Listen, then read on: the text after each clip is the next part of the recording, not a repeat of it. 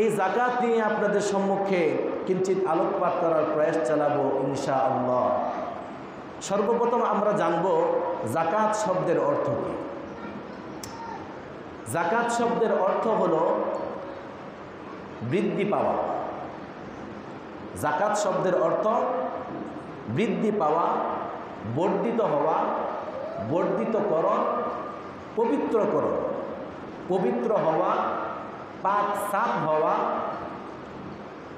এটা হলো আপনার আমার যাকাতের শাব্দিক অর্থ। তাহলে যাকাতের যে শাব্দিক অর্থ এটা কি আপনার বৃদ্ধি পাওয়া। তাহলে এই যে বৃদ্ধি পাওয়া, আমি দেখতেছি যে যাকাত দিলে পরে কমে, কিন্তু যাকাতের শাব্দিক অর্থই হলো বৃদ্ধি পাওয়া, বর্ধিতকরণ, পবিত্রকরণ, পাক সাফ হওয়া, বেড়ে যাওয়া। যাকাতের আবিধানিক অর্থ হলো, পরিভাষায় যাকাত বলা হয়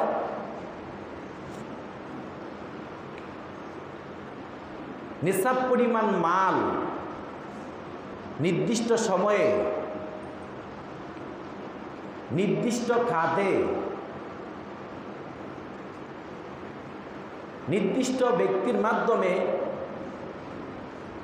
পৌঁছে দেওয়া হলো আপনার পরিভাষায় যাকাত বলা হয়। তাহলে এখানে আপনার চারটা জিনিস রয়েছে। তার মধ্যে এক নম্বরে হলো নেসাব পরিমাণ হওয়া। যেই পরিমাণ মালের মালিক হলে পরে আপনার আমার উপরে যাকাত আসবে, সর্বপ্রথম ওই মালের মালিক হওয়া। নির্দিষ্টকরণ হওয়া, মালটা নির্দিষ্ট হওয়া। নির্ধারিত যেই মালের উপরে আপনার আমার যাকাত ফরজ, এই নির্ধারিত মাল ব্যতীত অন্য অন্য মালের উপরে যদি হাজারো কোটি টাকা আসে, তারপরেও তার উপরে যাকাত আসবে না। এখন নির্ধারিত মাল এক নম্বরে হলো নেসাব পরিমাণ হওয়া, দুই নম্বরে নির্ধারিত হওয়া, তিন নম্বরে নির্দিষ্ট খাত হওয়া, যে আমি যে মালটা দিচ্ছি এই মালটা নির্দিষ্ট খাতে যাওয়া। 8 শ্রেণীর ব্যক্তি এটা হকদার। এই 8 শ্রেণীর ব্যক্তি ব্যতীত অন্য কেউ এই যাকাতের মাল পাবে না। চতুর্থ নম্বরে হলো নির্দিষ্ট সময়ে হওয়া। নির্দিষ্ট সময়ে হওয়া। তাহলে এক নম্বরে হলো কি আপনার নিসাব পরিমাণ মাল হওয়া, দুই নম্বরে নির্ধারিত মাল হওয়া, তিন নম্বরে যে ব্যক্তি মালটা পাবে তাদের কাছেই পৌঁছায় দেওয়া, চতুর্থ নম্বরে এই মালগুলোর উপরে নির্দিষ্ট সময় অতিবাহিত হওয়া। এই চারটা শর্তকেই পরিভাষায় যাকাত বলা হয়। তাহলে আমরা প্রথমত আসি, নেসাব পরিমাণ মাল কাকে বলা হয়। নেসাব পরিমাণ মাল হলো, এই নেসাবটাকে ভাগ করেছেন মালের দিক থেকে, আর মালটা হলো 5 প্রকার। কয় প্রকার? 5 প্রকার।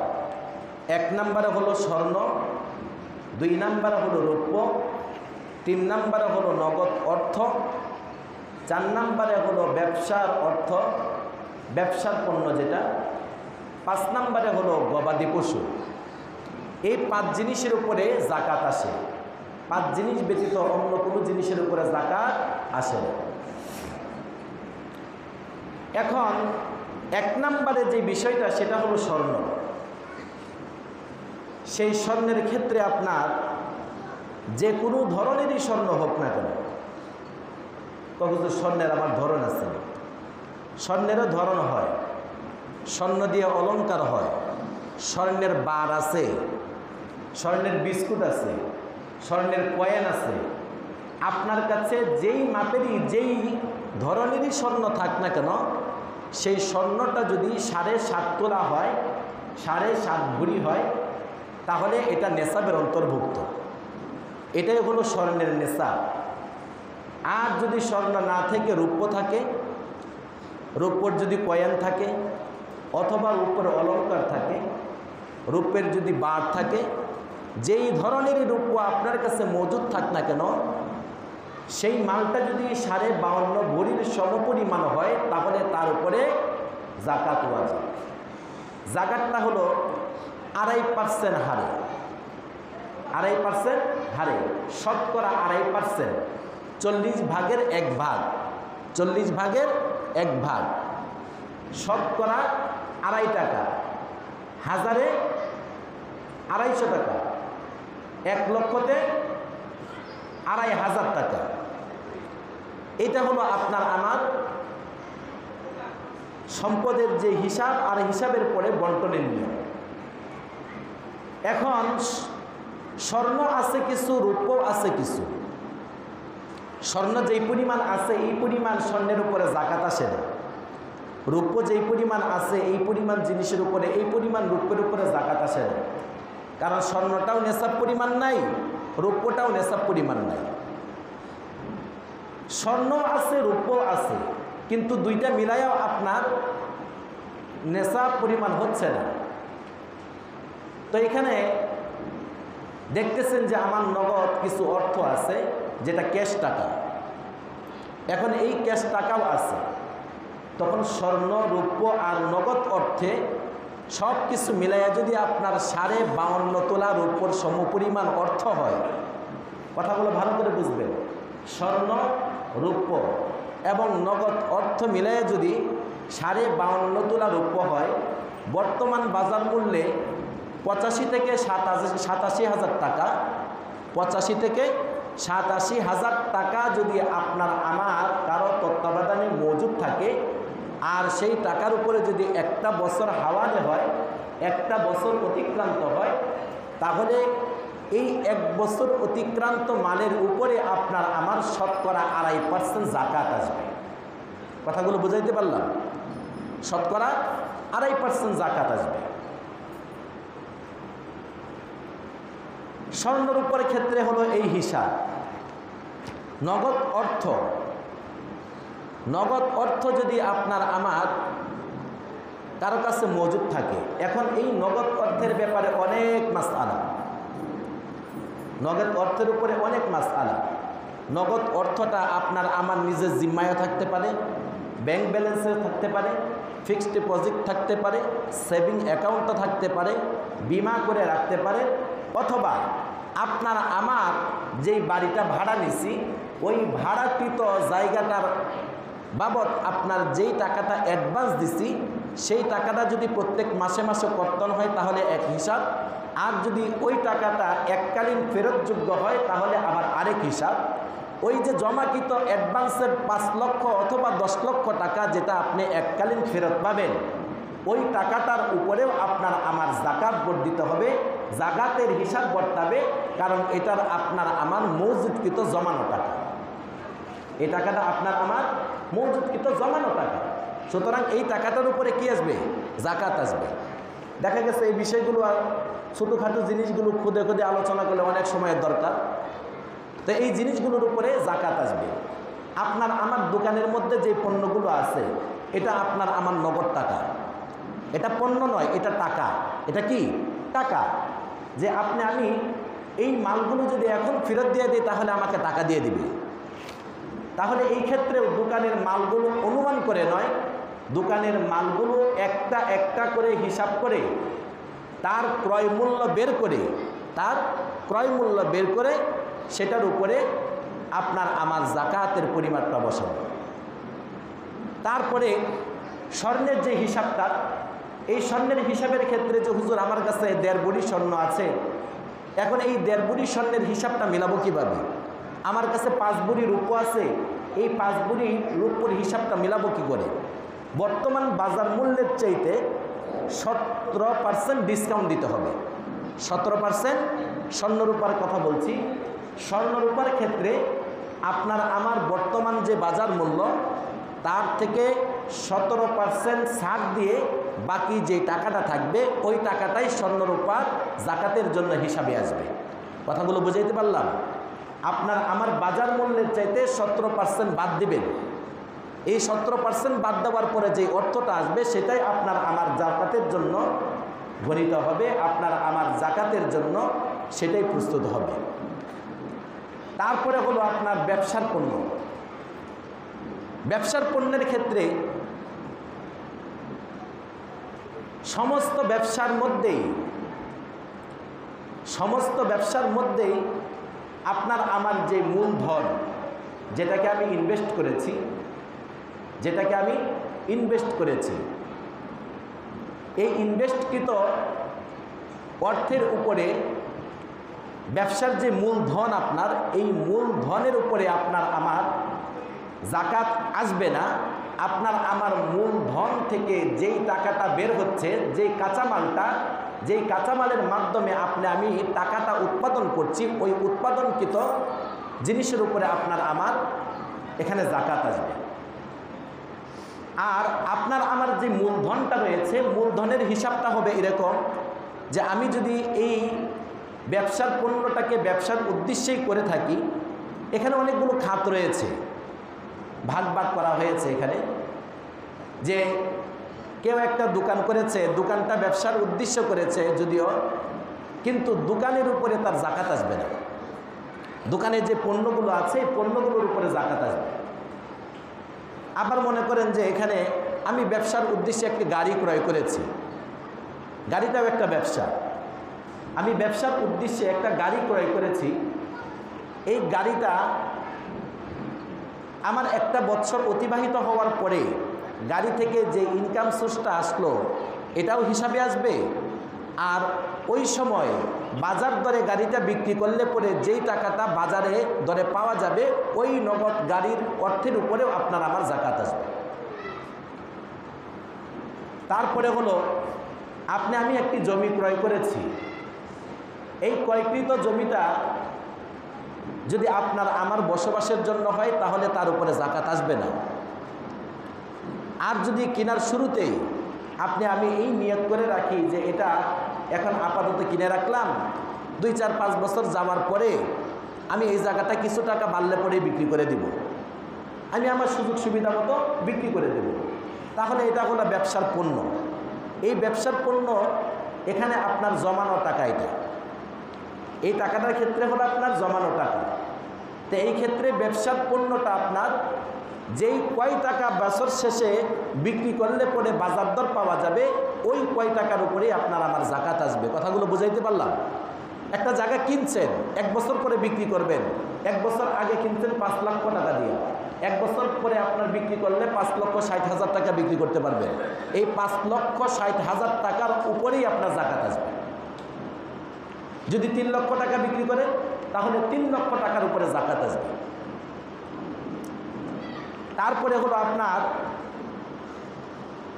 গবাদি পশু। এই গবাদি পশুর ক্ষেত্রে আপনার আমার যে জিনিসটা জানা দরকার সেটা হলো যে বন বাদরে ঘুরে বেড়ায়, সাধারণত কৃষকরা 10টা, 5টা, 3টা, 4টা করে গরু রাখে, এগুলোর উপরে সাধারণত জাকাত আসে না। কিন্তু